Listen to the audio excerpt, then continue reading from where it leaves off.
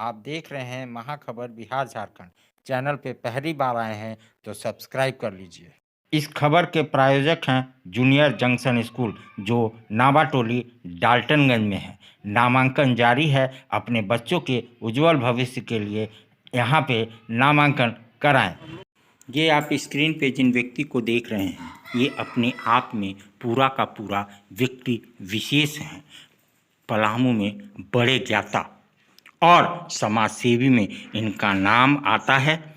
आज भी शिक्षा के क्षेत्र में इन्होंने हमारे पलामू को देने का काम कर रहे हैं। मैं बात कर रहा हूं प्रथम विधानसभा स्पीकर इंदर सिंह नामधारी की, जो एक बार नहीं 3 बार विधानसभा के स्पीकर रहे, जो हमारे झारखंड के इतिहास में अंकित है। आज तक दोबारा कोई दूसरी बार विधानसभा स्पीकर नहीं बन पाया। आज भी स्वास्थ्य साथ नहीं देने के कारण भी समाज को ये देते रहते हैं।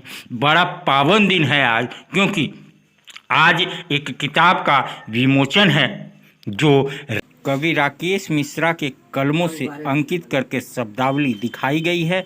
ये एक बहुत बड़ा क्षण है उनके लिए और बहुत बड़ी किताब साबित होगी, जहां आज सभी प्रख्यात कवि, चाहे वो एस.सी. मिश्रा हों, चाहे वो के मिश्रा हों, चाहे वो मतलब डाल्टनगंज के सभी कवि मौजूद हैं, क्योंकि ये इतिहास आज गवाह बनने वाला है। क्योंकि राकेश जी ने जो सुमन सरोवर लिखा है, उसमें बहुत सारी चीज़ें हैं जो हम सब तक पहुंचाने की कोशिश की है।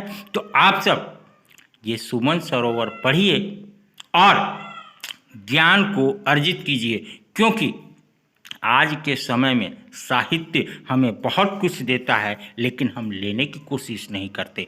तो इतिहास को पढ़िए, किताब पढ़िए, क्योंकि हमारा एक साथी किताब भी है।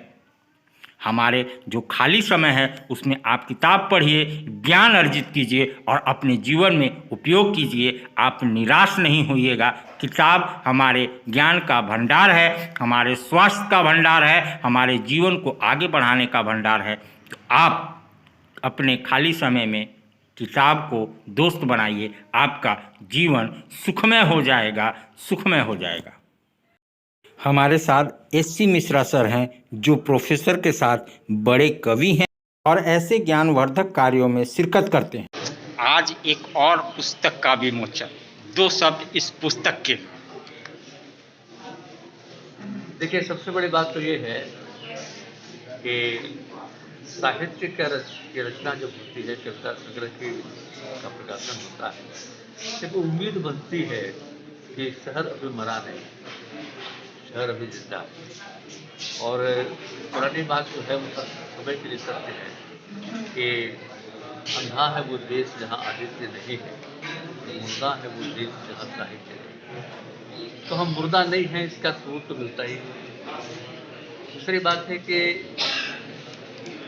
बहुत सी विधाएँ हैं कविता में, दोहा है, गोरखा है, चौपाई है, गीतिका के बारे में लोग कम जानते हैं। एक बहुत अच्छा प्रयास है कि गीतिका के बारे में लोगों का ज्ञान बढ़ा। ये भी एक विधा है। पहले लोग इसको समझते थे कि गज़ल है, हिंदी गज़ल। हाँ, मैंने हिंदी के लोग का ही मानना था ये गज़ल, लेकिन गज़ल ये नहीं है। और सही बात है कि इसके अंदर में जो बातें कही गई हैं, कुछ गज़ल से मिलती जुलती हैं, कुछ गज़ल से मिलती जुलती हैं। खास करके जो पहला जो लाइन रहा, दूसरे में मेल है, दिले नादा हमसे हुआ क्या है, आखिर इस दर्द की दवा क्या है। इस तरह से लिखते थे यहाँ भी। लेकिन गीतिका और गज़ल के अंदर में एक मूलभूत अंतर है कि दोनों का असर एक नहीं। वो हमारे ये शरीर को झंझनाता है, मन को मोहता है, और वो हमारे अंदर में एक जैसे बिजली का करंट होता है, शॉक लगा अचानक ही क्या होता है। तो इस दृष्टिकोण से मैं मानता हूँ कि सुमन सरोवर जिसके आज हम लोग यहाँ बैठे हुए थे समारोह में, ये आगे जाकर के जबकि हिंदी साहित्य का इतिहास लिखा जाएगा। इस कवि सम्मेलन में के मिश्रा सर भी हैं। 2 शब्द इस पुस्तक के लिए। पुस्तक का नाम है सुमन सरोवर। इसके पूर्व की पुस्तक जो है कण्वाश्रम, वहाँ का बीजारोपण धरती पर आने के बाद वह सुमन सरोवर में परिणत हो गया। आप जानते हैं कि सुमन है तो उसके लिए यथायोग्य स्थान जो है वह सरोवर ही है, और इसके लिए एक प्रतीक चिन्ह के रूप में पूरी हमारी संस्कृति में और देश में राष्ट्रीय स्तर पर वह है कमल। और इस तरह से हम देखते हैं कि वहाँ से यह निकला हुआ जो है वह एक सफल रचना के रूप में उपस्थित हुआ। लोग कहते हैं कि रचना बहुत आसान है। पहले यह चर्चा थी कि खड़ा होके तुम पत्थर मारो वह किसी न किसी कवि पर पड़ जाएगा, लेकिन वैसी बात नहीं है कि रचना करना इतना आसान है। कोई कवि बन जाए सहज संभाव्य है, यह बिल्कुल सर्वथा अनुचित है। और इस तरह से यदि कविता है उसमें लयबद्धता न हो तो फिर वह बेमानी है। कविता की आत्मा जो है वह लय है। शरीर केवल देह ही नहीं है, वह मन है और उसके ऊपर आत्मा है। तो मैं इस रूप में यह देखता हूँ।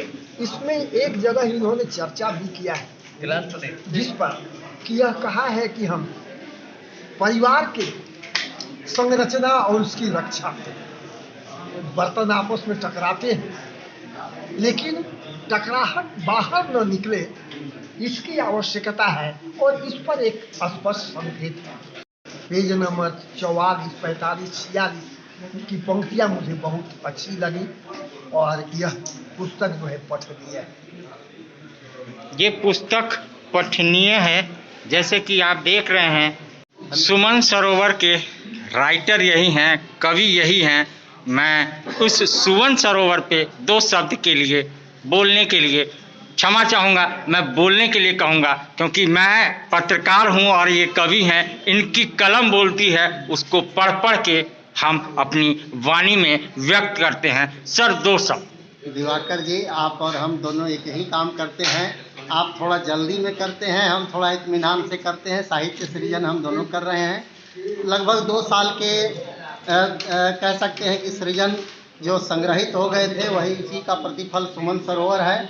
और ये सारी चीज़ें तब हो पाती हैं जब हमारे पास गुरुजन, हमारे जो आदर्श हैं, आदरणीय प्रोफेसर सुभाष चंद्र मिश्र जी, आदरणीय प्रोफेसर कमलाकांत मिश्र सर, इनका आशीर्वाद मिलता है। श्रीधर द्विवेदी जी, हरिवंश प्रभात जैसे वरिष्ठ कवियों का आशीर्वाद मिलता है, आदरणीयों का आशीर्वाद मिलता है। और हमारे बीच परशुराम तिवारी जी, आदरणीय अरविंद सिंह जैसे जब बरगद के समान मित्र होते हैं तो कविता निकल जाती है और वो संग्रहित हो जाती है, जो सुमन सरोवर आज आपके सामने है। आप इसे पढ़ें, लोगों तक पहुँचाएँ। बहुत बहुत धन्यवाद। क्या सोच है, दो शब्द, क्या सोच पे बनी है? सोच तो बस ये है कि कविता लिखने की सोच से बात शुरू हुई थी। ये हैं राकेश कुमार जी, मृदुभाषी हैं और बड़े कवि हैं। जैसा इन्होंने कहा सोच से शुरू हुई थी और कब सुमन सरोवर बन गया ये पता ही नहीं चला।